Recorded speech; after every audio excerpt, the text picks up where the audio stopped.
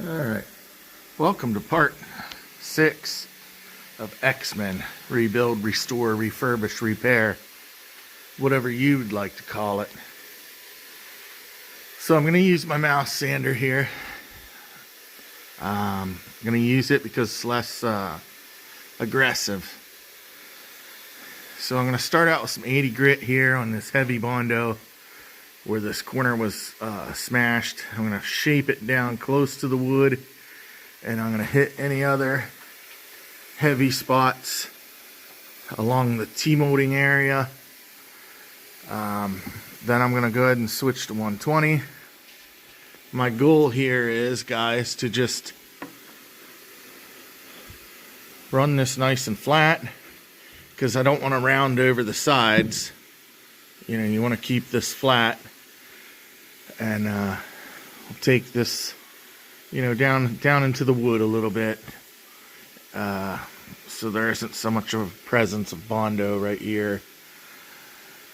So that's what I'm going to work on, guys. Cleaning up the entire T-molding. Well, it's not really the T-molding groove, but the T-molding area, I guess, if that makes sense.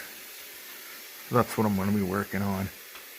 Now for the sides down here and stuff, I'll probably go ahead and use my orbital sander, but when I'm trying to keep this flat, I'm just going to use something a little less invasive.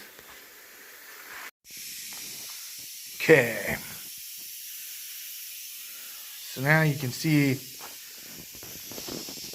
the T-molding groove. I know that there's Bondo in here, but it's down in the particles of the wood. You can see the outside and the inside are sanded to the wood. Pretty much to the wood. You got some of this outside here, but that'll get taken off when the outside of the cabinet gets sanded. And I cleaned everything off to the inside of the T-molding groove. So the only thing that still needs sanded is the outside sides. So I'm gonna roll this over on I think I need to Bondo a little bit more in that back corner. So I think I'm gonna do this side last so it's facing up after that side's done. So I'm gonna flip it over so that side's up. Completely finish that side, flip it over, and work on this side. Okay, friends, so I'm going to go ahead and attack this Bondo. I am going to use my orbital sander with 120 grit disc, and we'll check it out as soon as I get this side ready.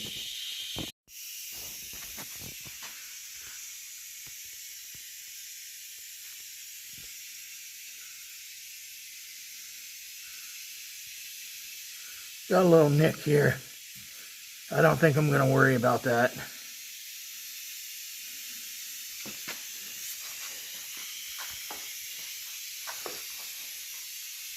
So guys, I believe this side right here is now ready for laminate. So I'm going to turn the cabinet over and do the other side. Okay, guys.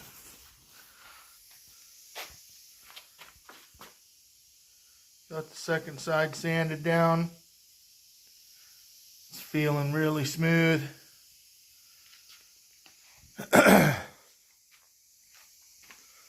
So, I think basically what I'm going to do now is, I still need to make the back door.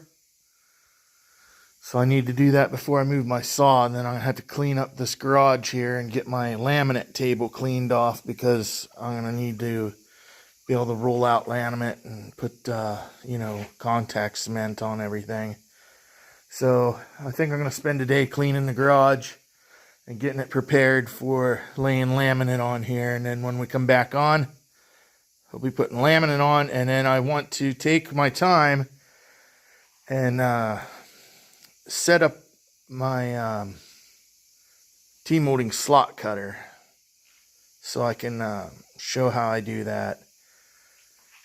Not claiming it's the right way to do it or the way that you have to do it. I'm just going to show you how I do it. And whether if it's right or not, that's all your guys' opinion, but it works for me.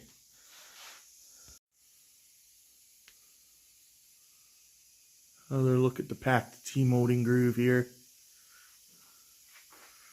I do not pack this one. It'd be virtually impossible for me to cut that out. Well, not virtually. I don't even know if that's the right thing to say. It would be impossible for me to cut out. So, everything's feeling great. So, let's take a look at the... I don't know if we saw the front here after it's been standing.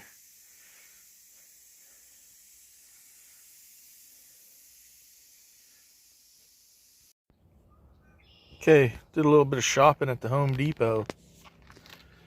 Got a sheet of plywood here cut down into 3 sections.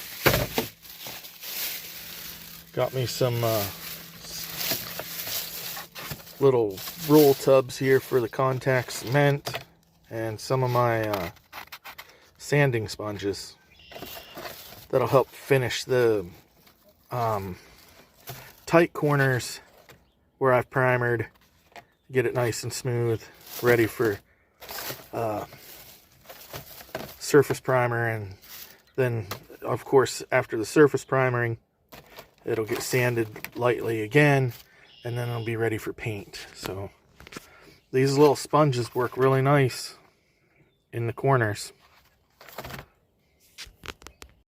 Okay, since my table here isn't long enough for me to cut a 40-inch piece of wood, I'm just gonna have to take, that's 49 inches, so I'm gonna have to take the 9 inches off. And it's measured 9 inches from the inside of this blade here to my fence. So that should leave me with 40 inches of board from the saw blade out that way. Alright, fellers, got the door cut. I am going to pull the hardware off this door so I can mark the hinge holes, and there's some little relief, this little relief notch right here for the hinge. We need to get those cut. Need to mark where the hole for the lock goes. Why, then that'll be some scrap to burn. Alright, so I got this old door stripped down now.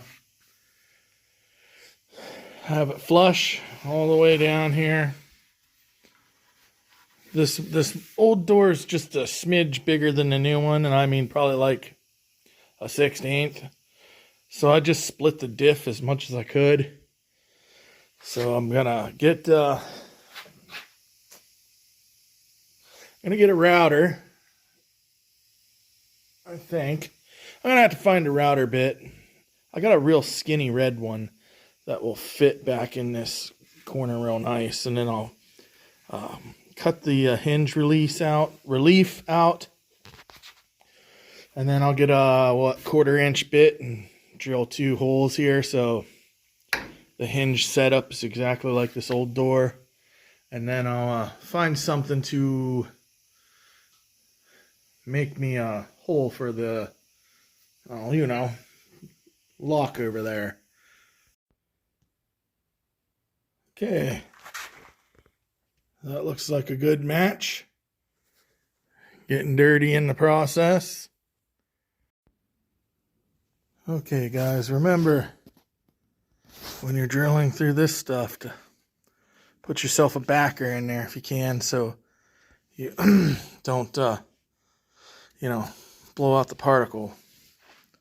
Helps keep that from happening, especially if you're doing something where, Like when I was cutting the coin doors out, it didn't matter because it's going to be all cut out. But when you're doing something like a hole like for a hinge or your lock or something like that, try to always put a backing behind this shit because it'll just bust right out. All right, got both sets of the hinge holes drilled. So let's move on to the lock. Okay, so you got the hinges test fitted. So they're on there, just like they was the other door. These will need to be straightened out in the vise. They'll probably bend again when I tighten the bolts down on the cabinet, but they'll be straight when I try to put them in, right? So I'm going to go ahead and take this over, set it in the cabinet. Make sure, you know, these holes line up here. And the door looks like it closes flat. I'm not going to bolt it up. I'm just going to set it in there and just kind of eyeball everything. Okay, guys, see what happens when you drill a hole without a backing plate. Eventually, just busts out. So always remember, use a piece of wood underneath your hole you're drilling in this style wood. Alright, got my wood underneath, so I'm going to drill this hole. I'm going to need 2 hands to get this started in the right spot, guys. Bunch of sawdust. Let's uncap it and see how it looks. See where I smoothly drilled into the piece of wood underneath.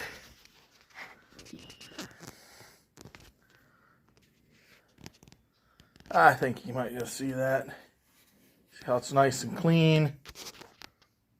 Can't see if you can see that, but I'm hoping.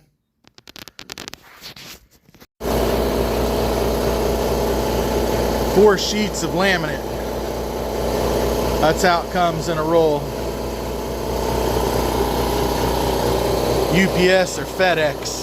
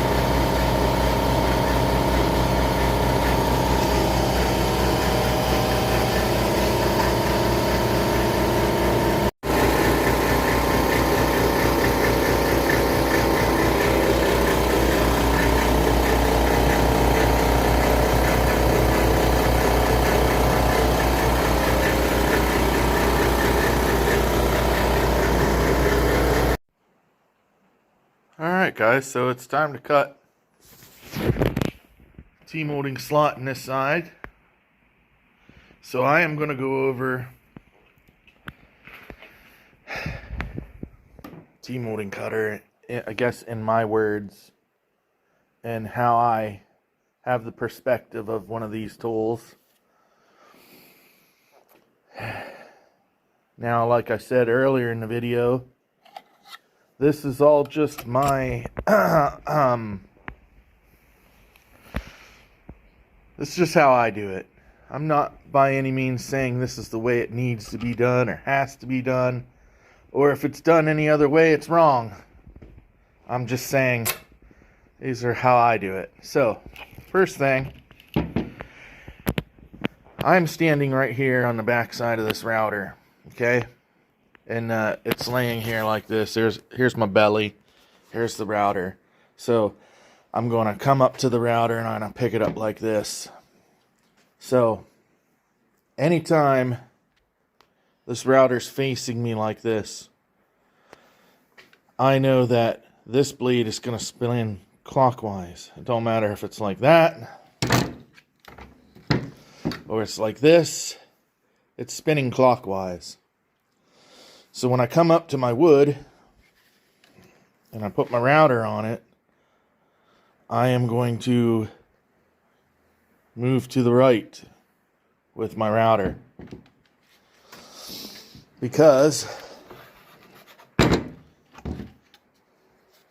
right, as these teeth are spinning, they're digging into the wood. And if you'd be moving it this way, it just makes the router run weird. So you always want to be feeding these teeth into the wood this way. I know that's upside down, but I'm kind of just explaining what goes on. I hope that makes sense, because you see, that makes sense to me. And, well, other people may perceive what I'm saying ass backwards and then not do it right, I guess. So now I'm gonna set the depth. The depth would be in between this floor and this blade. You want it to split right down the middle of your workpiece. So that's kind of pain in the ass. So I'm going to work on that. Okay, so I think I got my slot centered. This specific router, you unlock this collar, and then you can spin this on this screw in here. The whole motor's like a screw. And you can adjust that to like raise and lower that, you know. So, yes, it is tricky to get it centered just right. I never really use a tape measure. I use a caliper, and I'll just pinch from the top side of my crack to the wood, and then it should be the same to the bottom. Maybe I could get along quicker if I measured it and I knew exactly how far I should be moving this up or down, but I don't do that. It probably took me about 10 minutes to get it centered right. I was also using a piece of laminate sitting on top here to put it into the equation. So now I'm going to come over to the cabinet. I'm facing the cabinet, so the router would be facing like it was when it was laying over there when I was showing you earlier. I have to remember, it's going to spin clockwise, and I need to move to the right. So I need to start somewhere on this cabinet where I can continue to move to the right.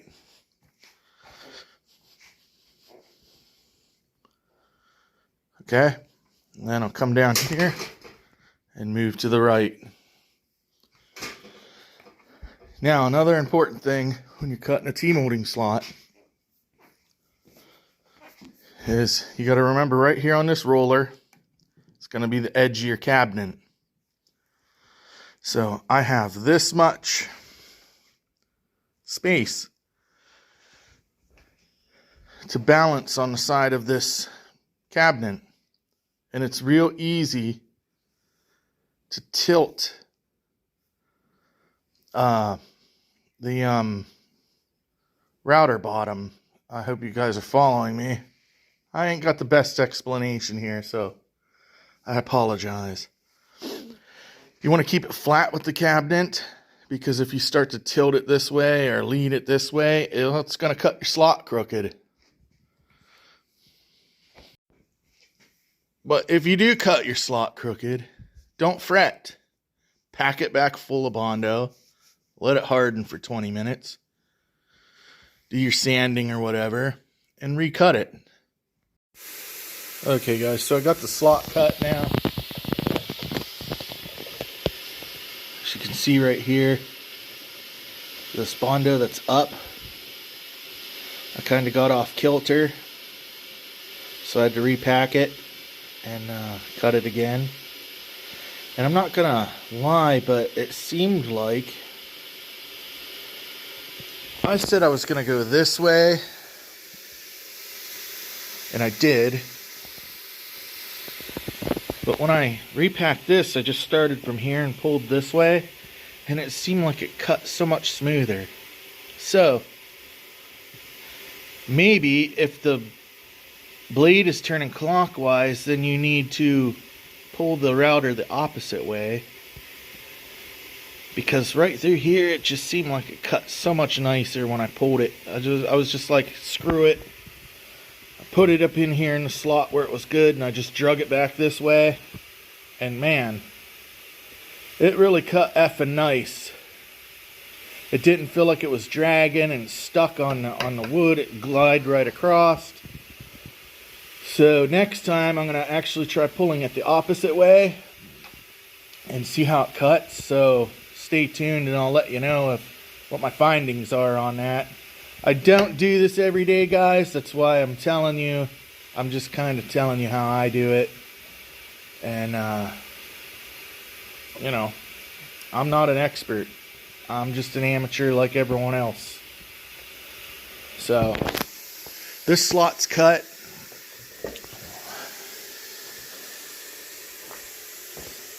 I put these little pieces up against the sides.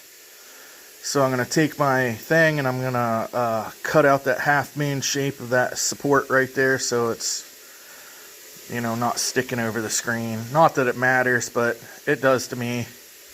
So I'm going to work on that right now. And then I'm going to stand this cabinet up, blow the T-molding groove out because, you know, it leaves little chips of crap in there. I'll be sure that's completely clean, and then I'll roll it, sweep up and clean up a little bit, and then I'm going to, you know, upholster the other side.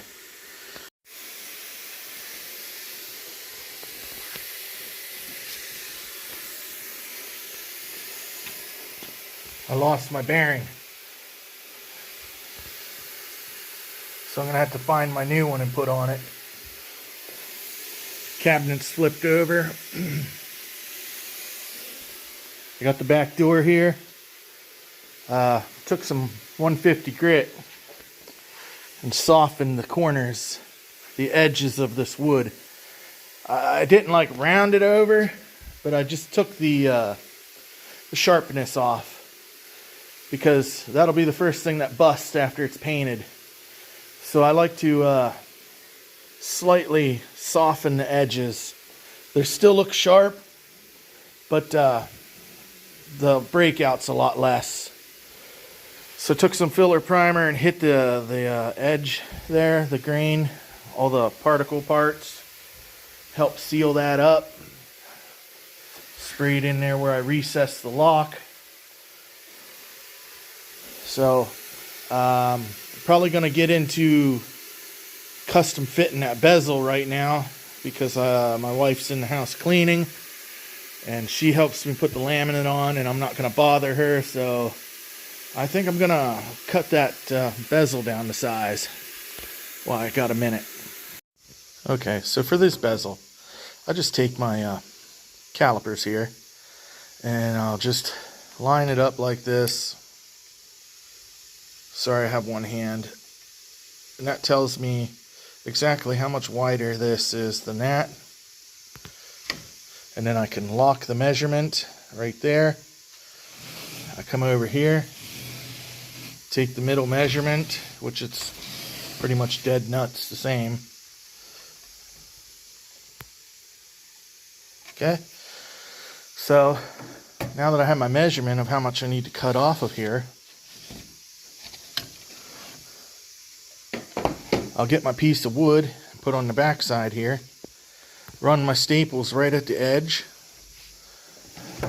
so I can run the piece of wood up against the fence, and I will measure this from the fence across my blade, because you're going to have to take into account of the thickness of the blade as well. And then I will run this through the table saw, flip the piece of wood over, you know, pull the staples out, staple it to the other side, and run that side through. And then that should be exactly the same size as this one, guys. It's worked for me in the past, so I'm going to try it again. Okay. So, I laid this piece of wood on the cabinet, flush across the bottom, and I just laid this right with it, pulled it over the edge, stapled the corner, stapled the other corner, and through the center. So this wood is flush with this plastic out here. Now we already measured on the caliper of what we need to take off. So now this wood will run against the fence, giving me a nice straight edge across this plastic when I'm cutting. So I got my gap set, and the blade's barely sticking out, just enough to cut through the plastic, maybe a little bit more into the wood. And I'm just gonna run this through there. It'll cut this plastic off. I wanted to do it so the rest of it was out here on this table, but I can't because of this little notch. I can't get the fence in close enough to the blade. So that got ruined. Alright guys. Pretty damn close. Close enough for me. Now I've got to do this other side. I'm sure you've seen this on other videos of mine, but right there, just cut right through. I use a big piece of wood because yes, I kind of have my fingers hovering over the blade, but you know, it's only cutting that deep into the wood and my fingers are all the way up here. It's so I can support it against the fence as I'm pushing it through, because there's nothing attached to everything else, so it's just kind of pivoting out here on some, you know, you got to keep it stable. Alright guys, so it's pretty much a perfect fit, just like the factory. The only thing different about this bezel is it is a little deeper. That's why I always was having to move the monitor back about a quarter of an inch, so this will sit in here flush against the tube. But we got a little bit of space, but obviously it's sitting flush on this one. I mean, that's pretty much how the original bezel has space. Want a little bit of clearance, right? So anyways, I got a nice uncracked bezel. Yes, I'll have to move the tube back about anywhere from an eighth to a quarter inch to you know, let this sit back against the glass. That's not a huge deal for me because I have a beautiful bezel now. Okay, fellers. So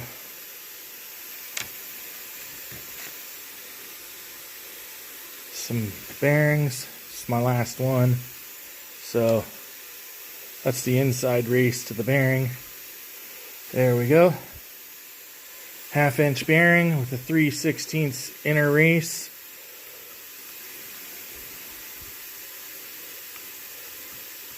Now I'm good to go again. So I'll tighten that down and get it readjusted to the height for cutting through laminate. It's not very much. I don't think anybody realizes how cool of a fort this would have been.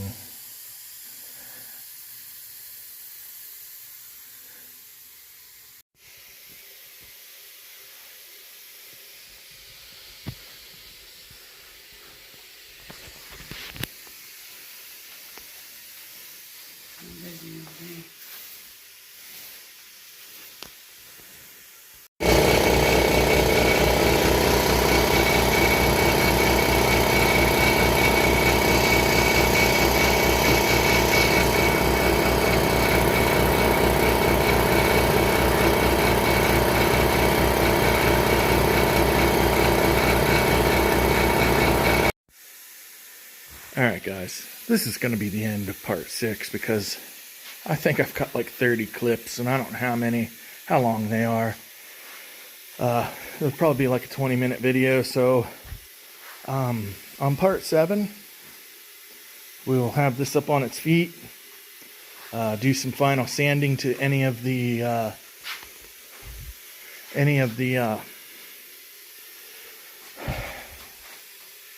primer that's on there, the filler primer, guys. That's what I'm trying to say. I'll do some final sanding to the filler primer, make it as smooth as possible, and then we will shoot some surface primer on it, a couple, 3 coats, maybe 4, get it looking good, let that dry, sand it down, and then we'll hit it with the Rust-Oleum paint, mixed 4:3 ratio with about a half a pint of hardener in it, or whatever that bottle is. Anyways, guys, like, subscribe, share, stuff like that. If any of you know what size speakers go here, because this cabinet does not have any speakers, guys. I'm pretty sure a 6-inch speaker will work. Not quite sure what's supposed to be in there. So if any of you know, and you made it this far, comment, let me know what size speakers this should have. And, well, I guess, see you on part 7. Alright, thanks for watching. Peace.